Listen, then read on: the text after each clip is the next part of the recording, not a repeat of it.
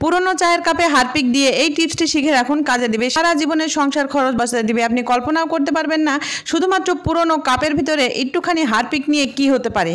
আসসালামু আলাইকুম, কেমন আছেন সবাই? আশা করছি সবাই ভালো আছেন, সুস্থ আছেন। আমি আবারও খুবই গুরুত্বপূর্ণ ভিডিও নিয়ে চলে এসেছি যা আপনাদের সারা জীবনের সংসার খরচ বাঁচিয়ে দিবে। এখানে নিয়েছি আমি একটি পুরনো চায়ের কাপ, দেখছেন আশেপাশে সব ভেঙে গেছে। এবারে এর ভিতরে দিয়ে দিচ্ছি আমি 1 টেবিল চামচ পরিমাণ হারপিক, খুব বেশি প্রয়োজন হবে না। এবারে এর ভিতরে দিয়ে দিব আমি 1 চা চামচ পরিমাণ বেকিং সোডা। বেকিং সোডাটাই কিন্তু লাগবে, বেকিং পাউডারে কিন্তু হবে না। তো দেখুন আমি আন্দাজ মতো 1 চা চামচ পরিমাণ বেকিং সোডা এখানে ব্যবহার করছি। এবারে যেটা করতে হবে, একটি পুরনো ব্রাশ নিতে হবে আর ব্রাশের সাহায্যে এই দুটি উপকরণ ভালো করে মিশিয়ে নিতে হবে। আর এখানে কিন্তু সিরামিকের কাপই ব্যবহার করতে হবে, আপনারা চাইলে কিন্তু সিরামিকের বাটিও ব্যবহার করতে পারেন।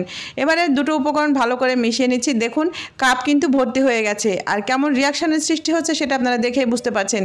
এটা কি তৈরি হলো জানলে অবাক হয়ে যাবেন, চমকে যাবেন। এটা ব্যবহার করবেন আপনাদের বেসিনে যেই ওয়াল টাইলস থাকে সেখানে। আমরা কিন্তু অনেক শখ করে একটি বাড়ি তৈরি করি, আর এই বাড়িটা কিন্তু আমাদের সারা জীবন থেকে যায়। আমরা ওয়াল টাইলসে দেখা যায় অনেক ডিজাইন টাইলস ব্যবহার করি, আর এই ডিজাইন টাইলসগুলো কিন্তু অনেক দাম দিয়েই কিনতে হয়। আর এই টাইলসগুলো যখন এই বেসিনের পানির ফোঁটা পড়ে আর এখানে আয়রন পানির দাগ পড়ে, সাবান পানির দাগ পড়ে, এটা কিন্তু নোংরা হয়ে যায়। আর এই নোংরাগুলোই কিন্তু আমরা পরিষ্কার করি কি দিয়ে? দেখা যায় সরাসরি হারপিক অথবা কোনো টাইলস ক্লিনার। সেক্ষেত্রে কিন্তু এই যে ডিজাইন যেই টাইলসগুলো, এর ডিজাইনগুলো আস্তে আস্তে ফেড হতে থাকে, আর ফেড হয়ে গেলে কিন্তু এটা দেখতেও খারাপ লাগে, আর সেই নতুনের মতো গ্লেজটাও থাকে না। তাই আপনারা হারপিকের ভিতরে সামান্য একটু বেকিং সোডা মিশিয়ে যদি এই ওয়ালগুলো পরিষ্কার করেন তাহলে দেখবেন ঝকঝকে চকচকে থাকবে। শুধুমাত্র কিন্তু ডিজাইন টাইলসের ক্ষেত্রে আমি এটা বলেছি। দেখুন এখানে এই ডিজাইন টাইলসগুলোর কিন্তু বেশ দাম দিয়ে কেনা হয়েছে। এটা তো আর 2-1 দিন পর পর বা বছরের পর বছর ব্যবহার করার পর এটা চেঞ্জ করা সম্ভব নয়। এটা কিন্তু সারা জীবনের জন্য এখানে ফিক্সড।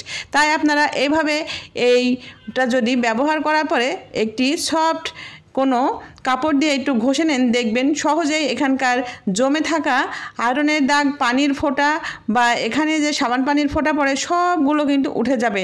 এতে কিন্তু টাইলসের কোনো ক্ষতি হবে না, এই টাইলসগুলো কিন্তু ফেড হওয়ার সম্ভাবনা থাকবে না। ভিডিওটা এতটাই উপকারী আপনি কল্পনাও করতে পারবেন না। আজই ট্রাই করুন, আপনার সারা জীবনের সংসার খরচ বাঁচাতে অবশ্যই এই টিপসটা কাজে লাগান।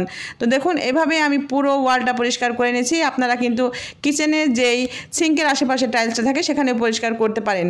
তো দেখুন এভাবে আমি পরিষ্কার করে নিয়ে এবারে পানি দিয়ে ধুয়ে নিব। আপনারা পরিবর্তনটা নিশ্চয়ই বুঝতে পারছেন। এখানে কিন্তু টাইলসের কোনোই ক্ষতি হবে না, একেবারে টাইলস ঝকঝকে চকচকে থাকবে। ভিডিওটি যদি উপকারী মনে হয় অবশ্যই লাইক দিয়ে দিবেন, ভিডিওটি বেশি বেশি শেয়ার করে দিবেন, সবাইকে দেখার সুযোগ করে দিবেন। আর এভাবে করার পরে অবশ্যই একটি শুকনো কাপড় দিয়ে মুছে নেবেন। এভাবে মাঝে মাঝে পরিষ্কার করবেন, দেখবেন সারা জীবন থাকবে টাইলস নতুনের মতো। আপনাদের সারা জীবনের সংসার খরচ কিছু বাঁচিয়ে দিবে ছোট্ট এই টিপস। সবাই